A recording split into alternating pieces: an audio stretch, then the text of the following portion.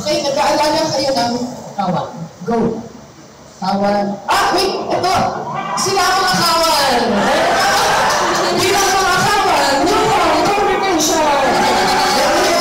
Okay, inaalagaan niyo ang kawan.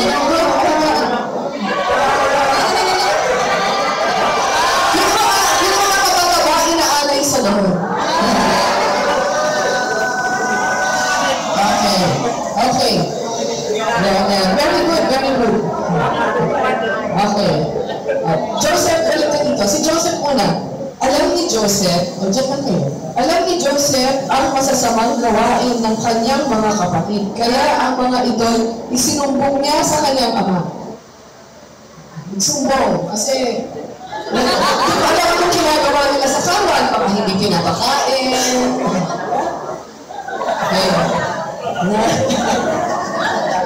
Okay, next, verse 3. Mas mahal ni Israel si Jose kaysa sa ibang mga anak. Sapagkat kalaglaga siya ng ito'y isipan. Iginawa niya ito ng damit na mahaba at may mga manglas.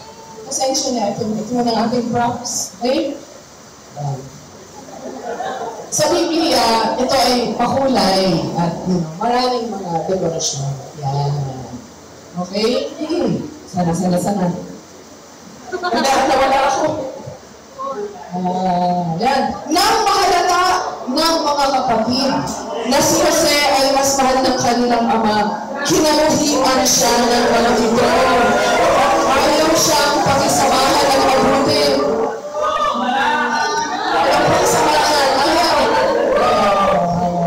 OP si Joseph. Minsan, nanaginip si Jose at lalong namuhi ang mga kapatid niya nang ito'y ikwinento niya sa kanila. Nagkwento ka ng panaginip. Kwento mo. Pa-flash ng panaginip. Sabi ni Jose, kaya lang, hindi ko kinikwento.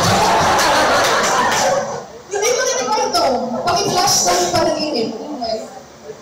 Sige, next slide. Yan. Okay. Sabi ni Jose, napaninginipan ko na tayo ay nasa bukid at nagbibigkis ng trigo. Okay? Tumayo ang aking binikis at yumukod sa paligid nito ang inyong mga binikis. Ganyan. Okay? So, yung kanya, tumayo. Yung sa kanila, nagpaw. Sabi ng mga kapatid, ano?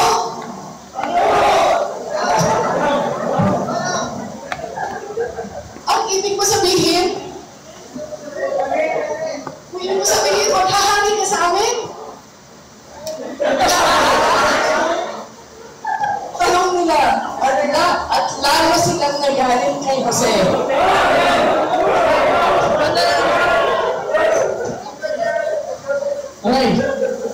Okay.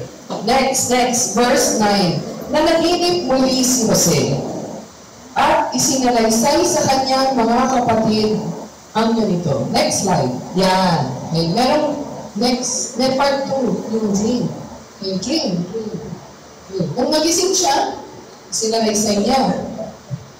Nakita ko. Bigyan niyo nga ng words in here. Okay. At ito ang sabi ni Jose.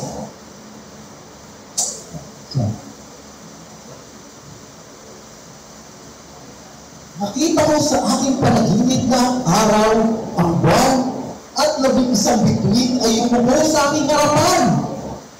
Sinabi rin niya ito sa kanyang ama. At ito'y nagalit sa kanya.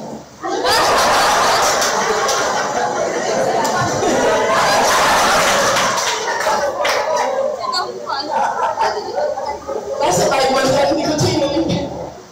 Nasa magandang pali.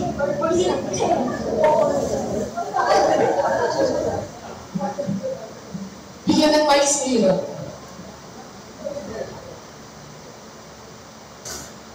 Ano ibig mo sabihin? Sabi ng kanyang ama. Kami ng iyong ina, mga kapatid ay umupo sa harapan mo. Sabihin mo ng ulit. Kami ng iyong ina, mga kapatid ay umupo sa harapan mo.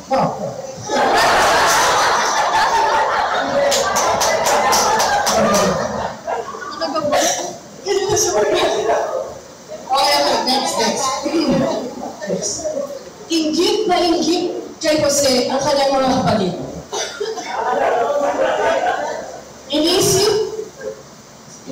Inisip naman mabuti ng kanyang ama ang mga bagay na ito. Next chapter. Ipinagpili si Jose ang kanyang mga kapatid. Okay. Isang araw, nasa Shechem ang mga kapatid ni Jose at pinagpastol doon ang kawan ng kanilang ama. Sinabi ni Israel, di ba ang pangalan ni Jacob ay Israel. Ang sabi ni Israel kay Jose, bumayang ka na at sumunod sa iyong mga kapatid. At ang sagot ni Jose ay, Opo. Sagot ni Jose. Sinabi pa ng kanyang ama, tignan mo ako sila yung nasa mabuting kalagayan. Tapos, bumalik ka agad at ang malaman ko. Lumanag na siya. Nakanila. Okay? So, in short, check on your brothers kasi baka nagpapasama ka din. Okay? Lumakad nga si Jose mula sa libis ng Hebron at nakarating sa, ito muna ang Shechem. Ito ang Shechem. Yan ang Shechem. Dumating siya sa Shechem. Sa kanyang paglalakad, nakita siya ng isang lalaki. Kailangan ng isang lalaki. Gab! So, wait, ganito yun. Pumunta sa, di ba dapat yung mga kapatid ay nasa Shechem? Right? Pagdating ni Jose sa Shechem, wala sila doon. Diba? Saan nagpunta? So, pagdating sa Shechem, may lalaki. Na ang pangalan ay si Gabriel. Okay. Ang sabi ni Jose sa lalaki, hinahanap ko po aking mga patid na nagpapastol ng aming kawan. Sabi ko, saan ko po kaya sila makikita? at ang sinabi ng lalaki, umalis na sila at ang dinig ko ay sa Dotan pupunta.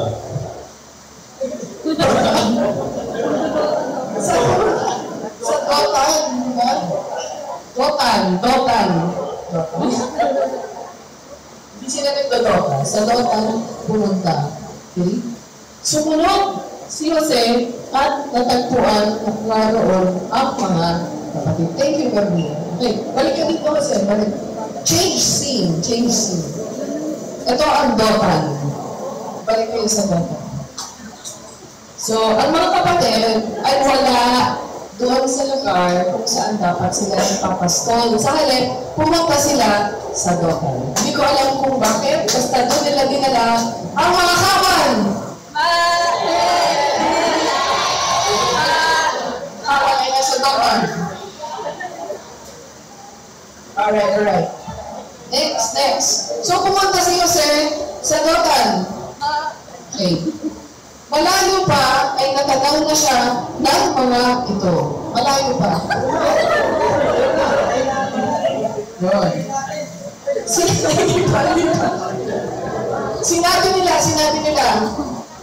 Sinabi nila.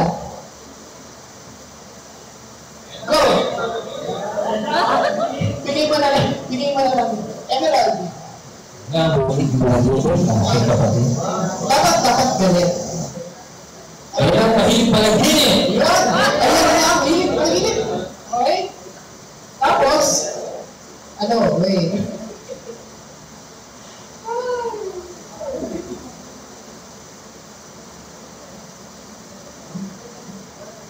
At ang sabi ng isa ka po,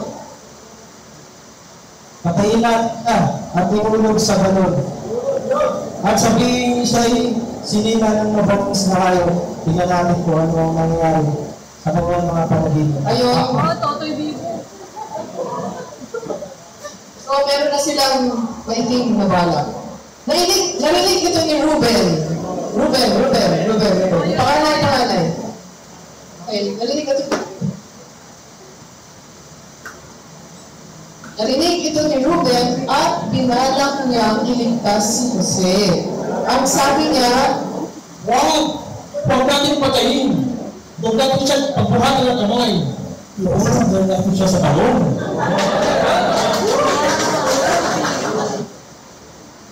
Sinabi niya ito sapagkat ang balak niya ay iligtas ang kapatid at dalhin ito sa kanyang ama. Paglapit ni Jose, ako na yung mic, kasi baka mag-disgrasya yung mic.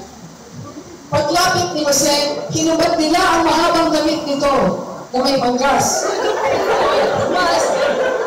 At ihinulog siya sa balon.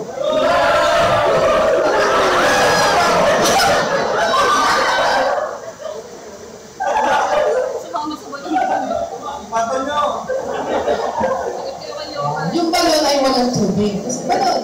Ngayon, so hinulog siya sa balon. Habang sila'y nag-lunch break. Habang sila'y kumakain, may natanaw silang pangkat ng mga Ismaelita mula sa Gilead. Kailangan ko ng isang pangkat ng ng mga negosyante. Okay, negosyante. Nelvin, Sener, hindi ka na, mga negosyante.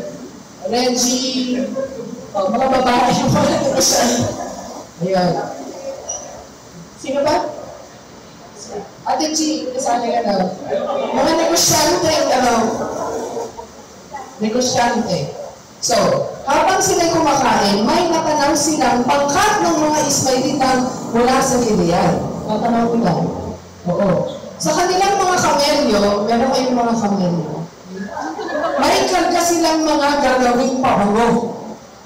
Nadadalhin sa Ehipto. Ang sabi ni Judah sa kanyang mga kapatid, ang papel ni Judah ay si Joel. Wala tayong mapapala kung patayin natin ang ating kapatid. Mabuti pa siya ipagpili na lang natin siya sa mga Ismaelita kaysa ating saktan. Siya ay kapatid din natin. Laman ang ating laman at dugo ang ating dugo. Oh, so ibibenta na lang nila si Jose para kumita. At sila nagkasundo. Kaya nang may dumara ang mga lalakal na Midianita, iniahan nila si Jose.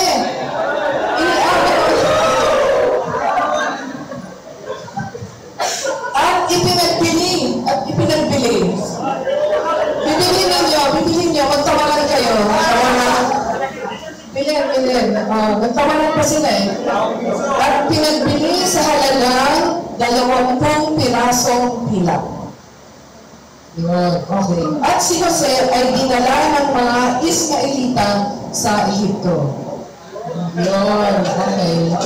Bye-bye. Okay. Pagbalik ni Ruben sa balon, ay hindi ba nakasama si Ruben? Hindi nagbenta si Jose. Pagbalik ni Ruben sa balon, ito yung balon. Nakita niya na wala na naman si Jose.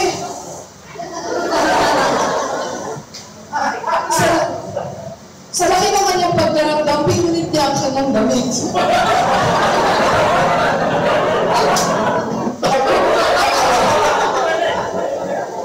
Pretend. Pinunit niya ang kanyang damit. Lumapit siya sa kanyang mga kapatid. At sinabi,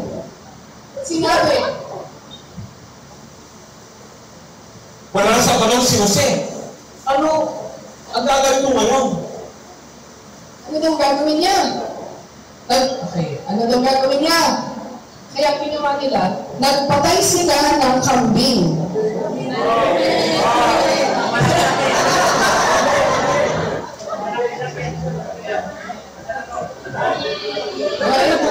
At itinubog sa dugo nito ang hinubad na damit ni Jose.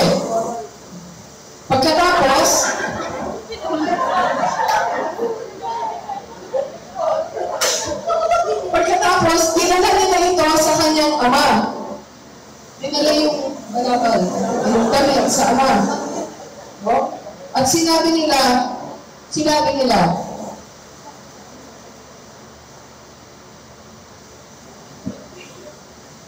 po namin ang damit na ito.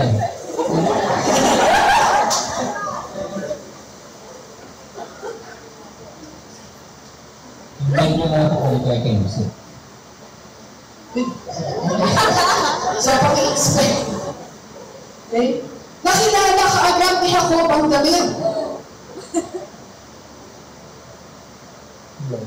Ano nga ito? Hindi na tayo mabangis na hayop ang anak ko. Hindi mo nagkawaray na na yung kanyang katawan. So, nagtagal mo auntie ako. Siniman ni Jacob ang suot niyang damit. At nagsuot ng damit na pagpasa. Kaysa ipinagyuksa niya ng mahabang panahon ang nangyari sa kanyang anak. Inaliw siya ng lahat niyang mga anak. Inaliw siya.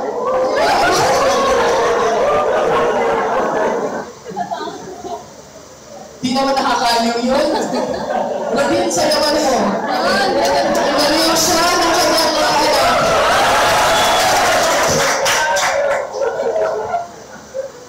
Ngunit patuloy ang kanyang pamimighati. Sinabi niya,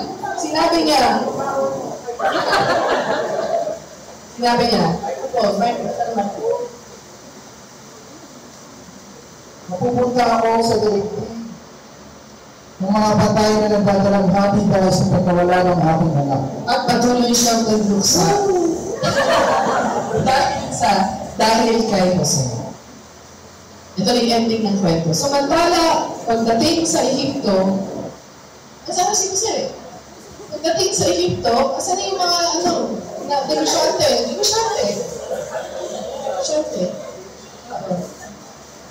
Hindi pa tapos ang kwento. Mga negosyante.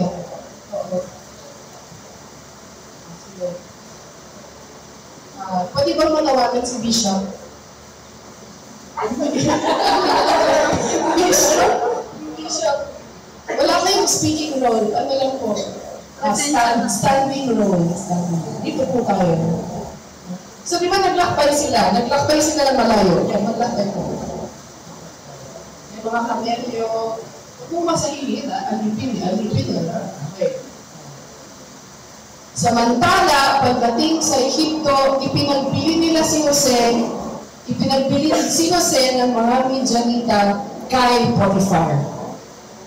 Isang tunong kawan ng Paraon at kapitan ng mga anak sa palasyo. At yumaman ang mga negosyante dahil kay Jose. At dito po nagtatapos ang Genesis 37. Palakpakan mo po siya. Thank you. Let's all stand for closing prayer. Okay.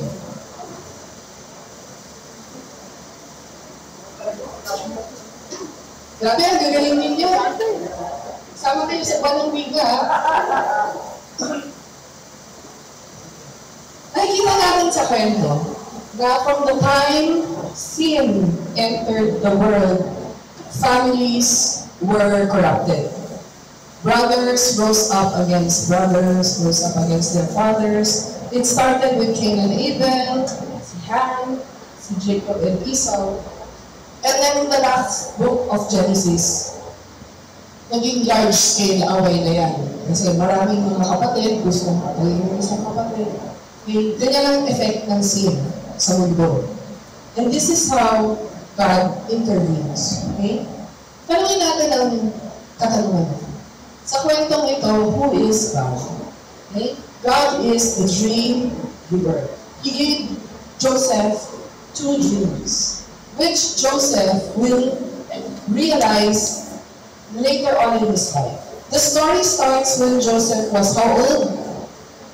17. This story will end, I believe, when Joseph is... No, it will climax when Joseph is around 40 years old. Okay, doon pa lang niya makikita yung realization ng kanyang mga dreams. What is a dream? Okay, I have 2 definitions for a dream. Yung literal na dream, these